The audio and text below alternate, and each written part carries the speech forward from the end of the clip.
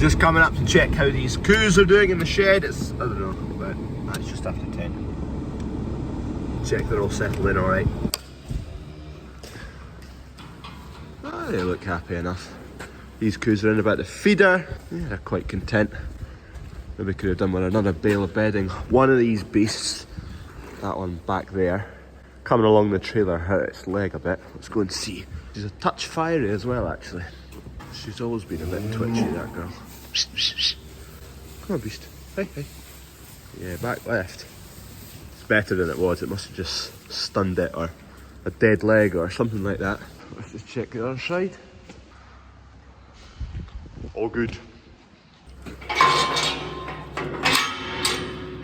Once we get this on switches, it'll be on 4 quarters, so 4 separate switches for each quarter. Probably won't use it much this year, the 4-quarter system, because we're going to get them scanned just right before calving, so it's not going to be very accurate. So we're not going to be able to really split them into pens as to when they're going to calve. That's the plan. Once we do a normal scan, we'll split them into kind of 4 separate pens, and I'll really just need a quarter over the pen that's calving at the time, and then another half as we bridge on to the next lot.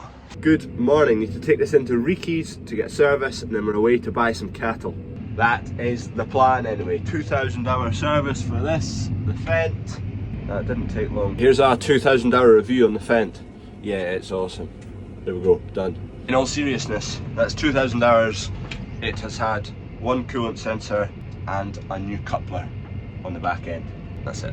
Which in comparison to the other 2 tractors we have, within the first 500 hours, they were in and out all the time. One of them has had like 3 new radiators. Obviously it was under warranty when those were done, but it's time and faff and an indication of what's to come when you're not under warranty. Obviously don't want to speak too soon with the Fent. Right, that's Fent ready in for a service now. Fair few red machines kicking about in here. That's right behind me. Perfect. Okay, wood chip boiler fire. So we're now back up and running after boiler man, Sparky and Plumber we're grafting to get it all up and running. Basically, Plumber put in a temporary system. He uses this in houses, new build houses, to test systems before the actual boiler's put in place. It's not got the capacity to do everything in the farm shop, but it was just something that might have helped us out in a pinch. Makeshift immersion heater to heat the water into the boiler there. Thankfully, boiler man and Sparky managed to get this back up and running. So what happened, so you can see the wood chip through there, it draws through an auger into here, climbs up the hill, where another auger drops down into this section. There's loads of electronics under there, and then an auger drives it into the furnace, which you can see in here, if it wasn't so choked up. Anyway, it's burning away in there, and wood chip is fed via an auger into the furnace. The sensor that controls the input into the furnace went wrong, and basically it didn't know when to stop feeding wood chip, so it fed. There's a back burn valve, or whatever it's called. It's a valve that opens to let wood chip into the furnace, but closes to stop back burn from the furnace drawing back through into the auger to where all this wood chip would be lying in the auger. Because that auger kept feeding, because the sensor was fried, it just kept feeding. The back burn valve could not close, fire back burned through there. When Dad came in, there was a pile of smoke coming out of all of this. He took as much apart as he could, and he ended up putting it out with a syringe and water, because he couldn't get anything else up into where the fire was burning from. Shut that down, obviously. Thankfully managed to get it stopped, the fire, because there's a good lot of fuel next door for it. And then it took 2 days for the boiler man and Sparky and whatnot to get it all sorted. So it's up and running again now.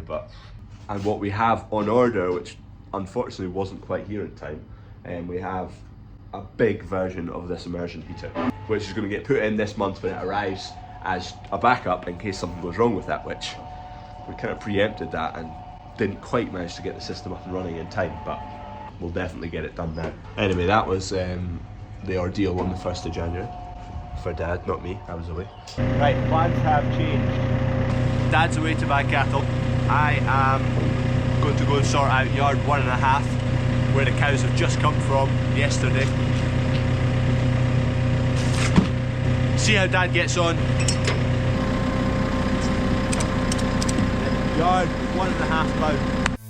your hand to ride on, just a piece of leg to bite on, but I'm not to fly my kite on. Do you want to take me to the place I love? Take me all the way.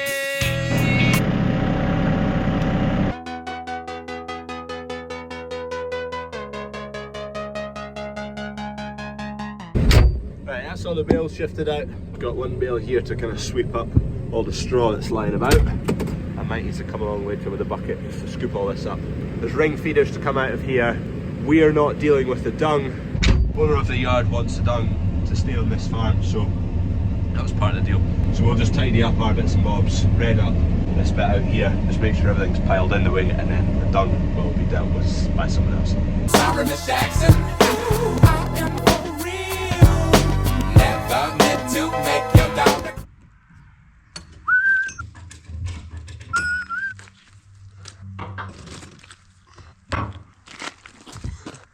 Hello. 6. Alright. There's quite a few good ones for good size. Right. How much were they? Okay, fine. Dad's got 6 cattle so far. We're on the hunt for 10 or so. There's a chiller in the shop needing turned on, but I'm not there right now, so get someone else to do it.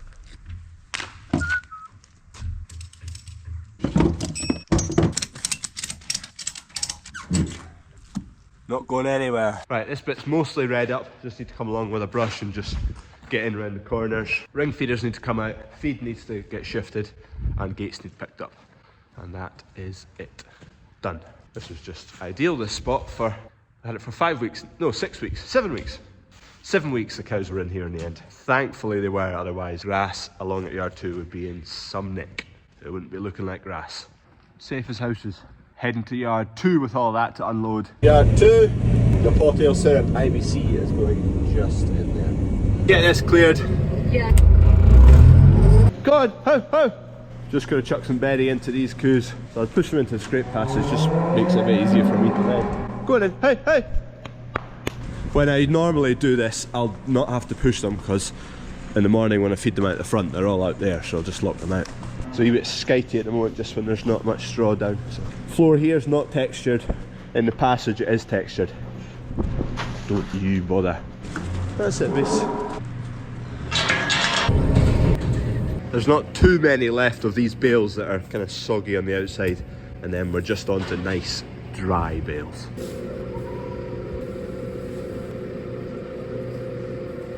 Phone storage died. Already scratching, they'll be through the galv in no time on that. Might have a look at these brushes.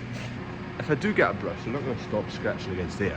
Put one brush on the wall and one cow will be using that, the rest will be coming over here. Same with these troughs. Scratching on these corners. Cows like a scratch. Anyone who's got these brushes, does it stop them scratching up against everything else? I doubt it. This is how the bullpens work, by the way. That's them locked in. If I need to do anything to them, which currently I don't. Good boy, Mike. Good lad. See the size difference in the two. Hero's a good bit taller, and he's a bit longer. Hard to tell because Hero's not in the same spot. Hey boy. He has settled down a fair bit. Wouldn't trust him. Wouldn't trust any of the bulls. But he's a lot better. He likes company. He's one for company, likes the company. Learned that the hard way. Thankfully not too hard a way, I just got a fright and a run and a jump over a gate to get out his road. Bunkers are working well, other than the fact that they cannot reach the back, which, how I deal with that I'm not 100% sure yet. I have thought about whether I could, the top part of this gate, the diagonals, put it on a hinge system so I could, once they eat down the front, I just hinge it back so it's at an angle so we can get back at the rest. Wouldn't be too hard to do, and you can just put it on a linch pin, bang, pin out, drop the gate back, pin in, let them fully finish out the feeder. That might work. Maybe we have to try it on one, just take it to the workshop and fiddle about with it. Put an angle in the back, but then loading it is a bit trickier. I think folding the diagonals back may work. Dad has got 12 cattle, he is finished buying, he's on the way back up the road. Back at yard 1, swap the grab for the bucket, and then we're back to yard 1.5, fleeing all over the shop. Carbro mixer's just round this corner, and I'm hoping he's not needing me to shift anything because the forks are not here in this yard. We'll go and see. There he goes. Thankfully he's got all the bits round about and there's not needing anything topped up. Dad's sorting out the lorry. We'll just see these cattle soon. Sorry, it was fairly dark by now and the GoPro picks up zero light. Anyway, 12 new cattle bundling off here. They averaged about 530, 540 kilos. So in a few months' time, they'll be going through our butchery.